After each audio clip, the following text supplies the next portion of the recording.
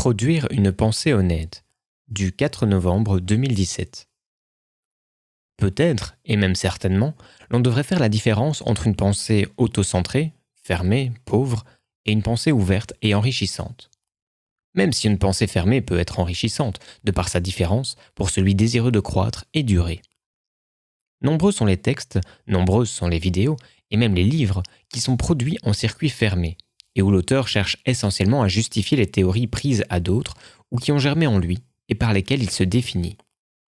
Pour ce faire, il construit tout d'abord sa vision du monde, de manière inconsciente, assis sur le socle irréductible de l'enfance, jusqu'au moment où il veut se gratifier en l'établissant dans le monde, en la faisant accepter par d'autres. Alors, il va rédiger sa conception pour publication écrite ou orale. Il prend un ou plusieurs thèmes, comme le sens de la vie, la pensée, l'amour, le travail, etc., et dit de manière plus ou moins ordonnée ce qui lui passe par la tête. Et, de manière totalement naïve, souvent, ou malhonnête, souvent aussi, il va chercher des soutiens un peu au hasard, à l'aide de mots-clés, chez d'autres auteurs. Il se met à parsemer ses propos de citations d'auteurs qu'il n'a jamais lus, prenant hors contexte et sans aucune envie d'enrichir sa pensée, des successions de mots qui semblent le valider. Bien entendu, le must consiste à citer des scientifiques connus, Einstein, Heisenberg, quelques hommes reconnus comme sages et un ou deux auteurs en vogue. Et puis, dans tout cela, il ajoute quelques auteurs bien moins connus, pour donner l'impression qu'il est érudit. Il veut impressionner en validant de manière circulaire, repliée, ses croyances. Son but n'est pas de produire de la connaissance, de lier des savoirs pour croître, de progresser en lui-même par un travail de recherche, mais de se valider, de ramener à soi tout ce qu'il peut pour valider son être actuel.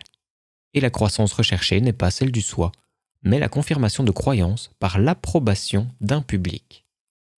C'est une démarche où l'environnement n'existe que pour confirmer un état du système individu conçu intimement comme indépassable. L'information, comme par exemple des citations, est récupérée à l'extérieur, non pas pour complexifier le système, la personne totale, mais pour figer toujours plus le système dans une configuration qu'il a atteinte. C'est une armure qu'on fabrique pour l'enfiler sur l'armure déjà existante. Une double protection. C'est une tentative de protéger sa propre construction qu'on ressent comme fragile. C'est le caractère, au sens de Reich, qui veut par tous les moyens rester caractère et toujours plus se durcir au lieu de s'assouplir. Reprenons la logique à son début. L'enfant que nous avons tous été se retrouve très tôt à buter contre l'incompréhension parentale et le formatage social. Ses émotions sont soit totalement niées, soit niées de manière régulière. Extrêmement fragile, dénué de toute protection, il est extrêmement sensible à tout ce qui va lui donner la sensation d'être incompris et rejeté. Et il va très souvent dissocier, c'est-à-dire se déconnecter de ses émotions, trop violentes pour être vécues et assimilées. N'ayant plus accès à de nombreuses émotions, parties de soi, il devient alors incomplet et met en place des compensations pour devoir survivre. Se fabrique alors son caractère. Ce sont des restrictions mentales et physiques, sa forme figée, peu susceptible d'évoluer. Ça ne change pas un homme, disait Johnny, un homme ça vieillit.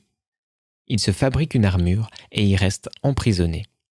Figé dans une image de lui-même, il est alors narcissique, autocentré, aussi éloigné des autres que de ses propres composantes non assimilées, c'est-à-dire refoulées. Sa philosophie ne sera alors que la justification de son propre fonctionnement incomplet. Il lit peu, voire pas du tout, et s'il lit, il se tournera essentiellement vers les livres vers lesquels sa propre programmation l'aura fait se diriger. Autrement dit, son caractère le pousse vers des livres qui vont confirmer son caractère. C'est une boucle refermée sur elle-même, où la personne peut s'illusionner en croyant apprendre. Un être incomplet, désireux de le rester, a des horizons limités. On peut donc voir sur les réseaux sociaux des personnes mettant régulièrement en avant des citations d'auteurs qu'elles n'ont jamais lus, du moment que cela semble s'accorder avec leurs croyances et pensées du moment. À un autre niveau, il y a ceux qui pondent un texte plus ou moins grand, s'improvisant philosophe, et utilisent Wikipédia ou les dictionnaires de citations pour étayer ce qu'ils écrivent, tirant au hasard. À un autre niveau encore, il y a les penseurs YouTube, plus ou moins formés, souvent moins que plus, qui produisent de longues vidéos, parfois emplies de jargon, mais creuses. Et cette dernière catégorie devrait être rapprochée de ces écrivains, parfois très connus, qui ne cherchent qu'à consolider leur propre image, à densifier leur caractère, au lieu de l'assouplir et le dissoudre, à justifier leurs croyances, avec parfois une érudition réelle, mais qui ne cesse de se prendre les pieds dans le tapis, tant ils sont incohérents, n'ayant jamais pu se confronter à leurs oppositions internes, à leurs refoulés. Le travail d'écriture n'est pas, dans ce cas, un travail sur soi, mais un travail parfois très élaboré de fuite de soi. Ce n'est pas le soi qui s'expose dans les écrits, mais un moi intransigeant, en quête de suprématie, autant à l'intérieur qu'à l'extérieur du système.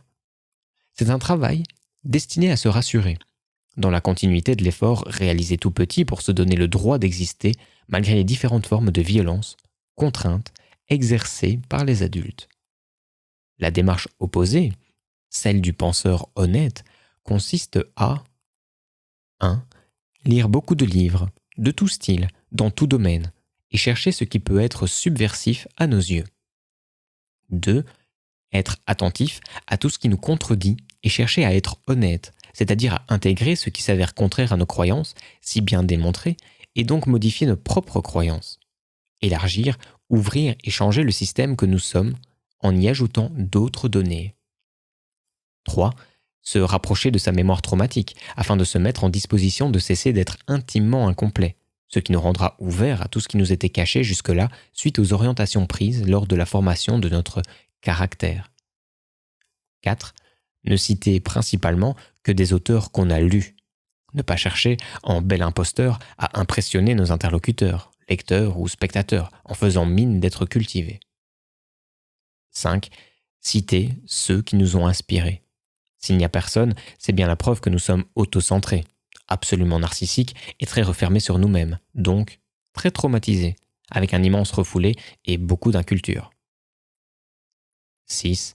Accueillir avec satisfaction et autodérision ceux qui mettent le doigt sur nos tâches aveugles cognitives, qui sont parfois très nombreuses, même chez des auteurs en vogue à la TV, et c'est bien normal, puisqu'ils valident par leurs écrits le système en place qui en a fait des traumatisés.